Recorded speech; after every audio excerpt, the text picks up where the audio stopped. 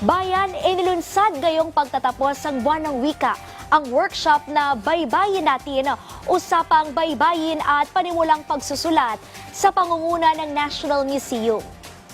Ipinakilala ng visual artist na si Taipan Lucero ng Calligraphy Filipino sa mga kalahok, lalo na sa mga kabataan ang pagsulat ng baybayin.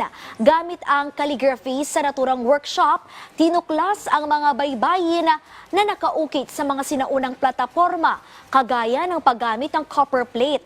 Layunin ng aktibidad na muling gisingin ang pagpapahalaga sa mga sinaunang sistema ng pagsulat at pambansang pagkakakilanlan sa pamamagitan ng pag-uugnay ng kaalamang pangkasaysayan at contemporary art expression.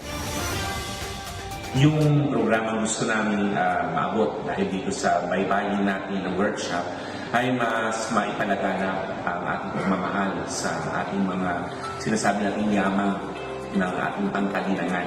Itong baybayin dahil itong mga Philippine scripts ay napakahalaga ito sa identity bilang mga Pilipino.